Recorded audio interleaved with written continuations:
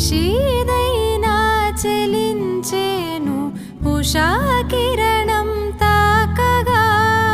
నిరాశైనా నిదానంగా తనే